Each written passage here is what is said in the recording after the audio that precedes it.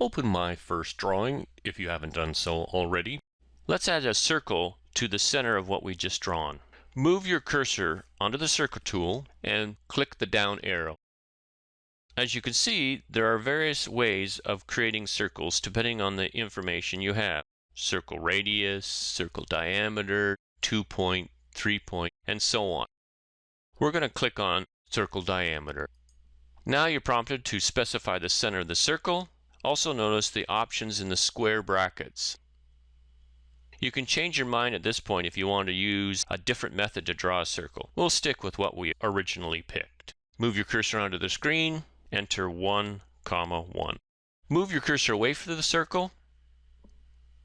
Either pick or type in 0.5 for the diameter and enter.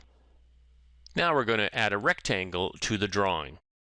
Move your cursor onto the rectangle tool, click on the down arrow. Notice that there is rectangle and polygon that you can draw. We're going to draw a rectangle. Click on rectangle. We're just basically going to move and draw a rectangle in the corner. So you can see we're at right now 3.5 and 0.75. You can either pick the point or type it in. Drag your cursor in a negative direction and you can see from the dynamic readout it shows a relative value that it's negative 1.5 inches in the X direction, negative 0.5 in the Y. Click to accept that point. Save your drawing again. Now we'll add some text to the drawing.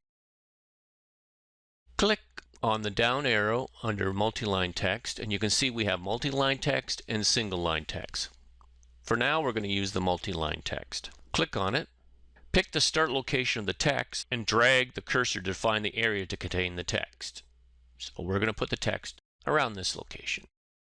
So we'll just drag. The size doesn't really matter at this point. Click and you'll see that the ribbon now has a text editor tab. It has specialized tools for adding and editing text. Move the cursor to the text box under the annotative tool. Click inside the box and enter 1/8 for the height. 1/8, enter. The text will draw it at 1/8 of an inch. Move your cursor near the text box. Now type your first and last name in the box. Move your cursor over to Close Text Editor, and the text has been added. Save your drawing again.